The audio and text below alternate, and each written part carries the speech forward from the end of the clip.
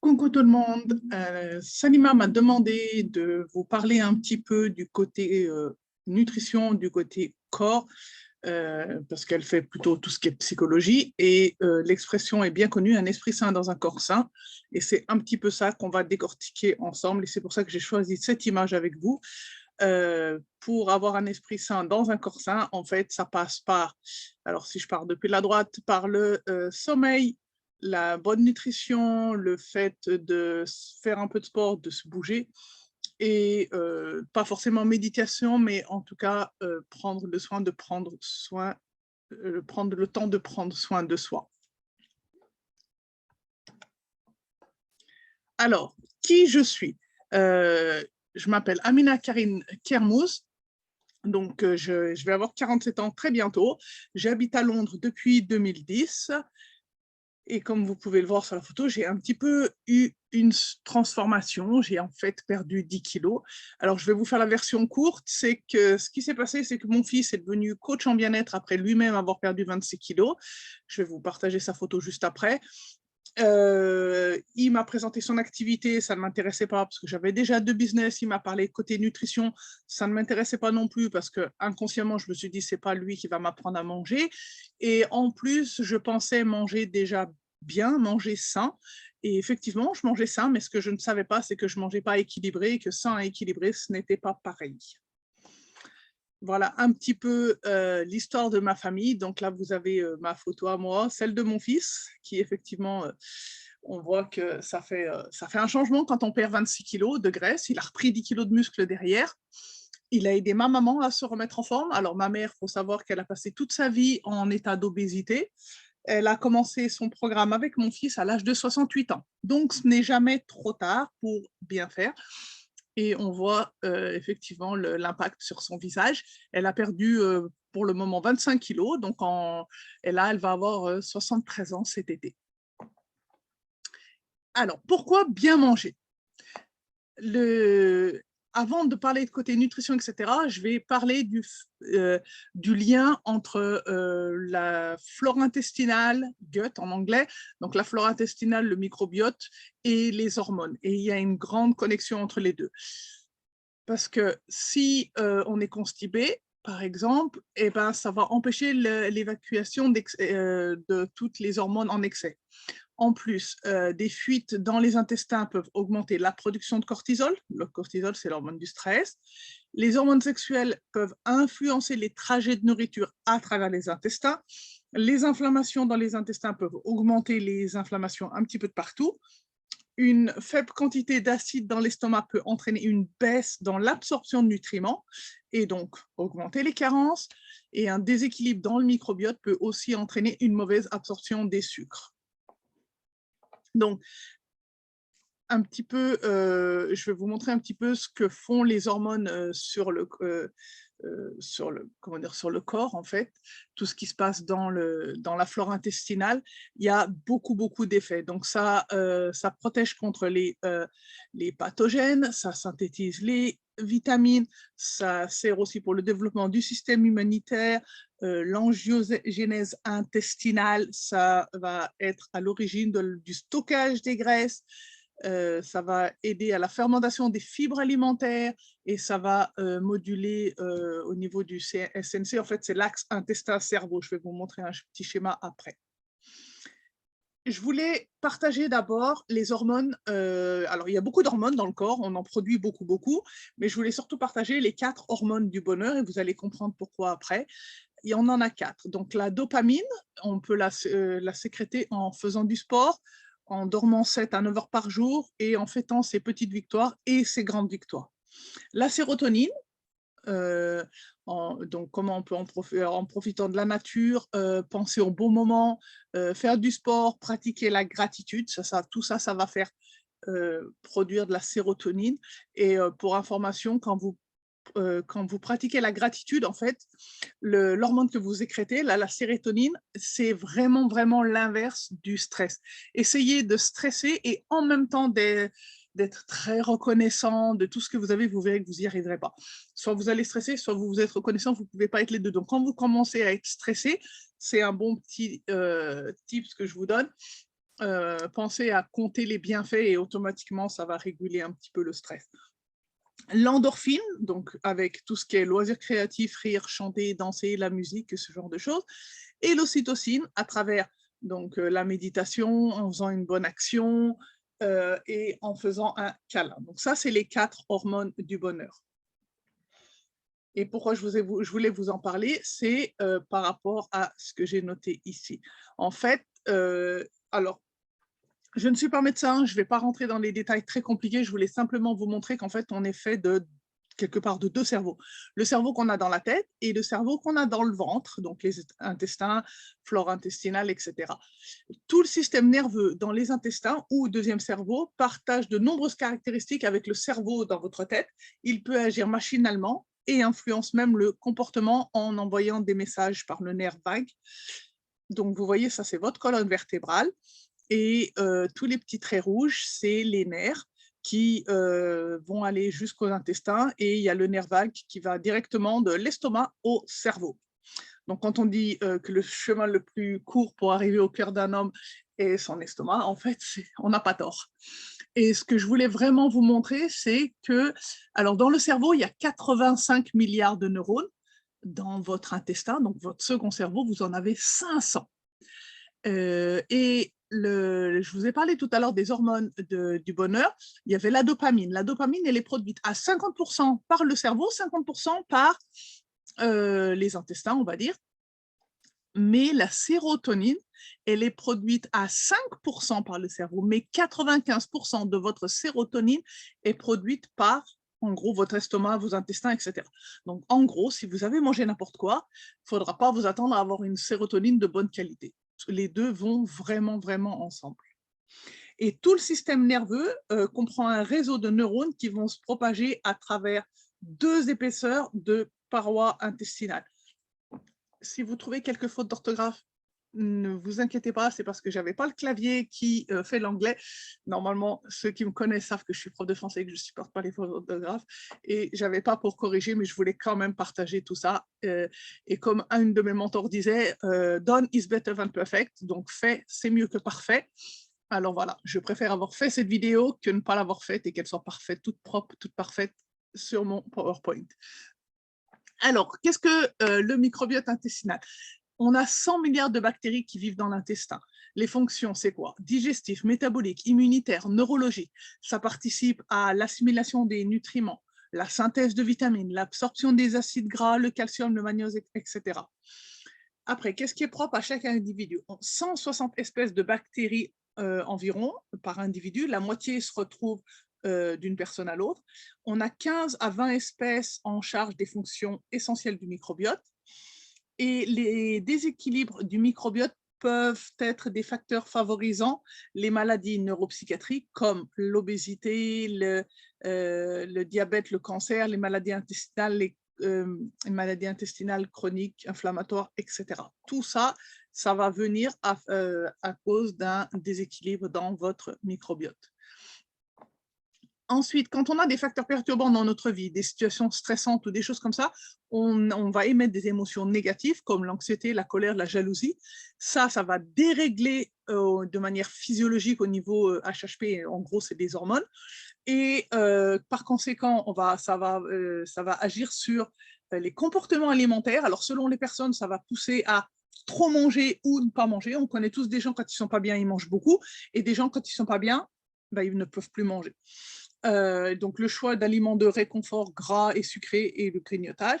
Et ça entraîne, par votre conséquent, des équilibres nutritionnels comme donc la prise de poids ou la perte de poids, le manque de nutriments et les maladies. Alors, qu'est-ce que c'est que bien manger? Sain et équilibré, est-ce que c'est pareil? J'en ai parlé un petit peu dans l'introduction et c'est ce qu'on va voir. Alors, je voulais simplement parler du jeûne, et juste parce que quand on parle de bien manger, beaucoup de gens disent il faut jeûner, c'est à la mode en ce moment le jeûne intermittent, etc. Pour enlever tous ces... qu'est-ce qui est vrai, qu'est-ce qui n'est pas vrai, etc. sur le jeûne, j'avais fait une vidéo, vous la trouverez sur YouTube, si vous tapez mon nom, Amina Karen Kermous, dans YouTube. J'ai une chaîne YouTube où il y a très peu de vidéos, mais il y a celle-ci. Je l'avais faite en français et en anglais. Et j'avais effectivement appelé avantages et dangers. du jeûne et tirer le meilleur du ramadan, parce que beaucoup de gens me demandaient avant le ramadan qu'est-ce qu'ils devaient faire, d'autres me disaient oh, de toute façon je peux manger un peu n'importe quoi, le ramadan il arrive, je vais maigrir, et je voulais vraiment faire le point sur oui, le jeûne est bien pour certaines choses, mais très dangereux pour d'autres choses. Donc je ne vais pas en parler dans cette vidéo-là du jeûne, vous pourrez aller voir la vidéo sur YouTube.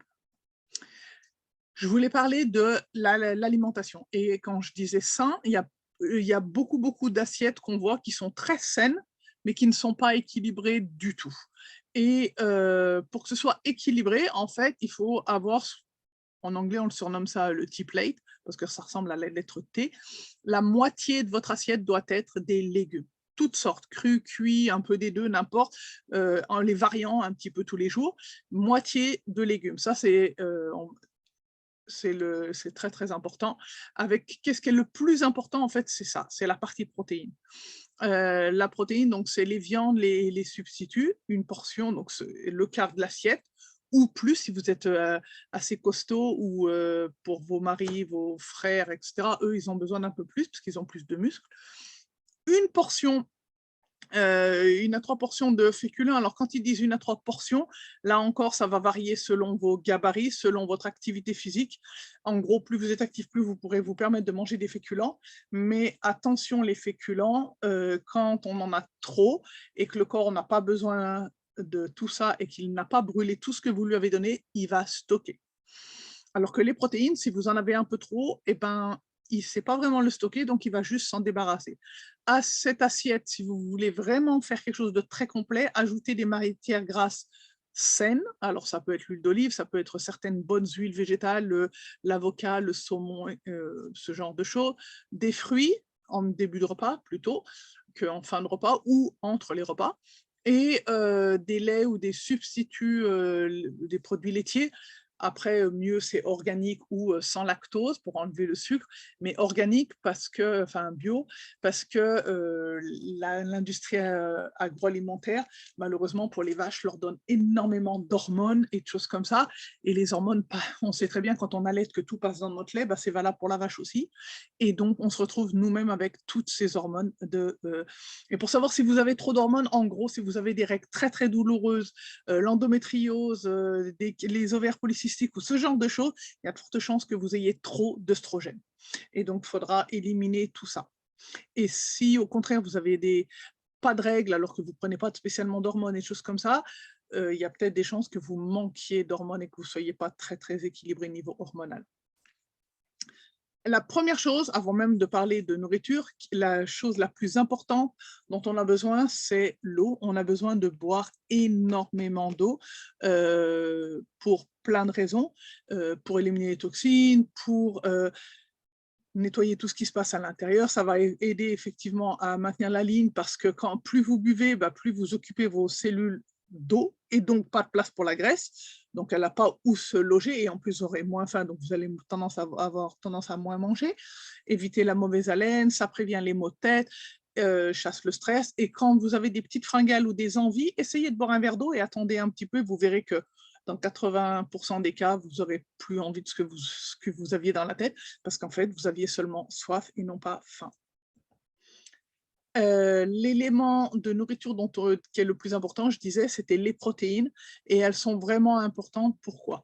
Parce que les enzymes digestifs facilitent les réactions chimiques, les anticorps soutiennent la fonction immunitaire, elles soutiennent la régulation et l'expression de l'ADN et l'ARN, elles déplacent les molécules essentielles dans l'organisme, les hormones aident à la coordination des fonctions corporelles, elles fournissent un soutien à l'organisme, elles soutiennent la contraction et le mouvement des muscles. Et ce qu'il faut savoir, c'est que si vous n'avez pas assez de protéines, vous allez perdre du poids, donc ça paraît être une bonne nouvelle, mais si c'est vos muscles, ce n'est pas du tout une bonne nouvelle. Parce que moins vous avez de muscles, moins vous brûlez de calories, et plus vous allez stocker, si vous mangez plus, et plus vous allez être fatigué. Et qui dit fatigue, dit en fringale et aller taper dans les petits peu les cochonneries. Ensuite, pourquoi manger des fruits et des légumes?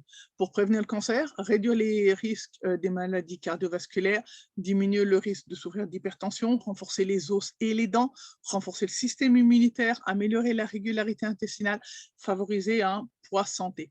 Et les fruits et les légumes, ils ont pas beaucoup de calories, mais ils ont plein de vitamines et de minéraux.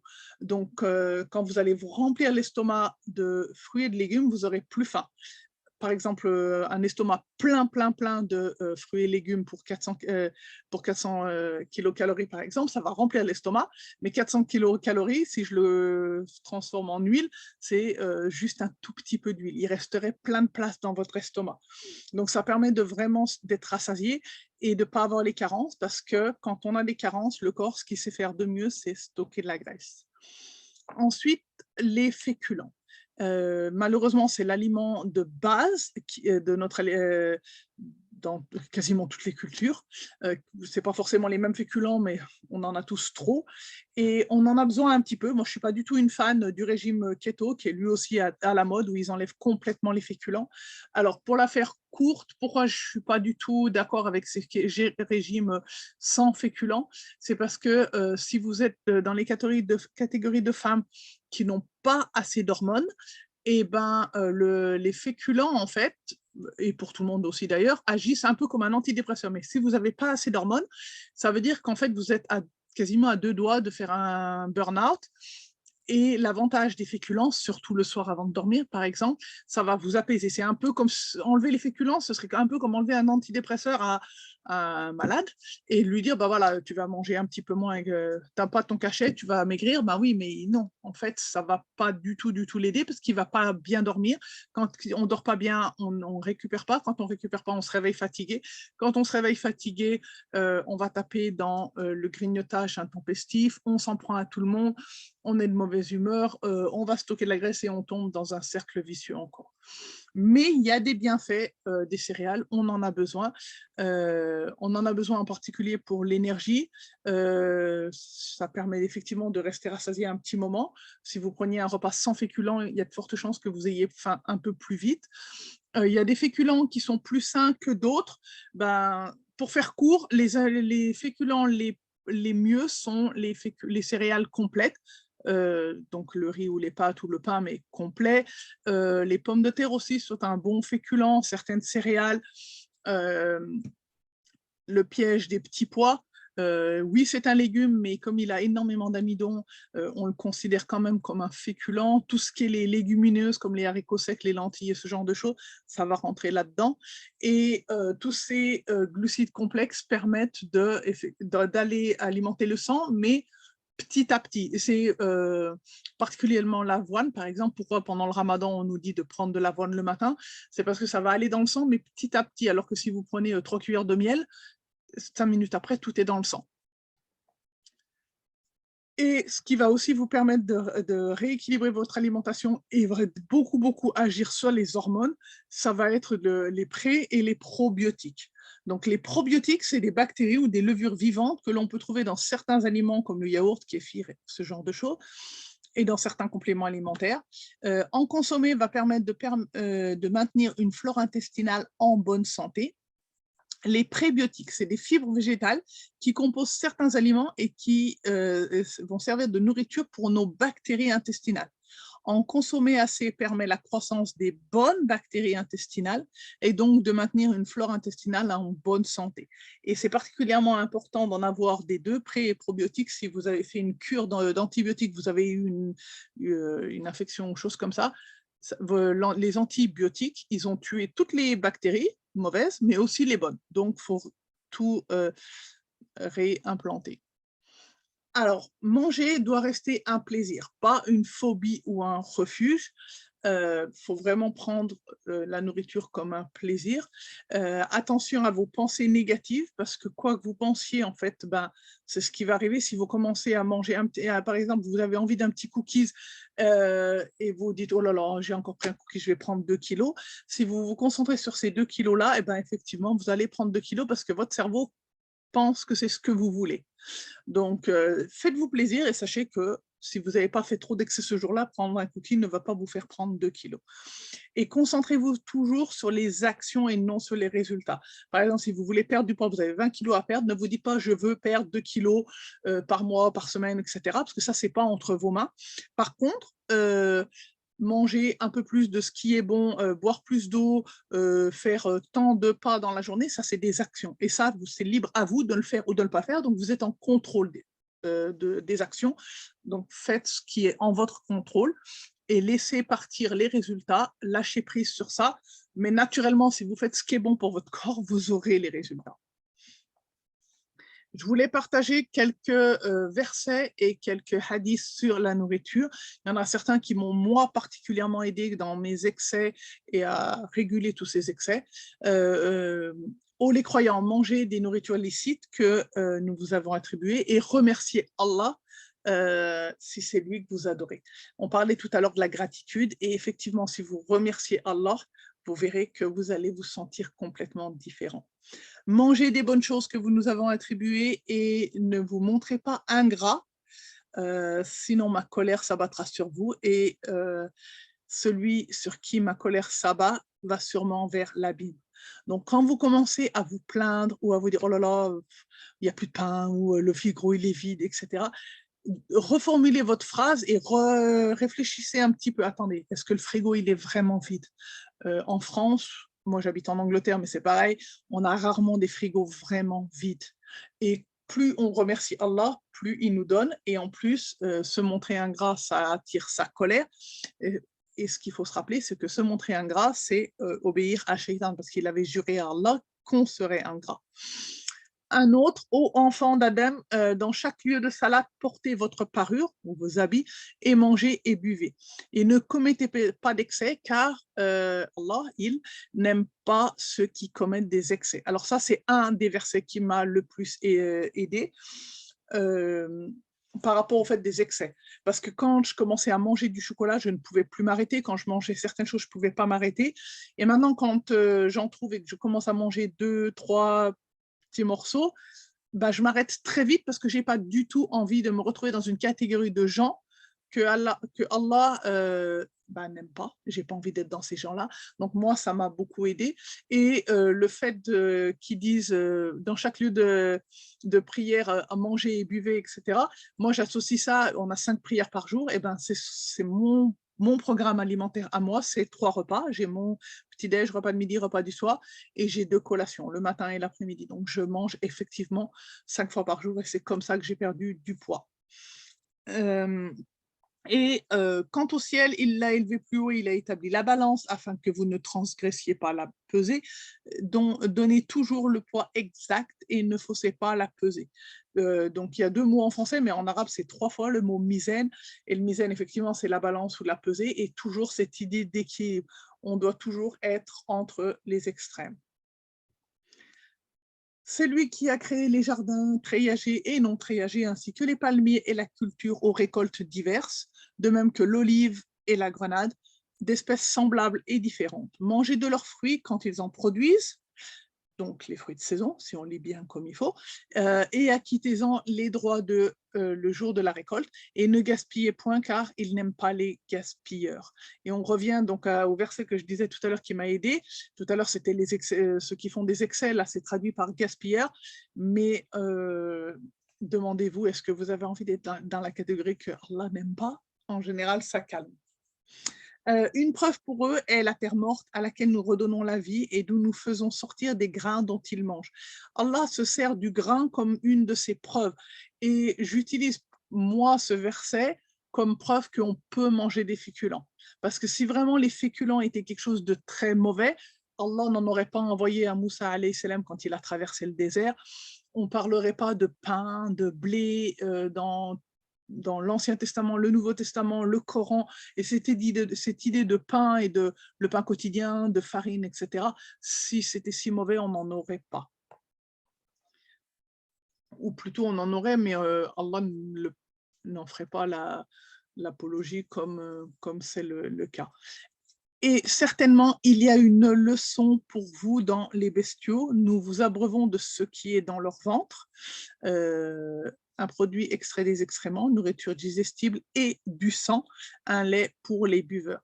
Et c'est vrai qu'avec les animaux, on fait beaucoup de choses. Donc là, encore une fois, pour moi, c'est quelque part un petit peu la preuve aussi de on n'est pas censé être végétarien, on n'est pas non plus des carnivores. Quand on analyse nos intestins, on n'a pas les mêmes intestins qu'un lion, mais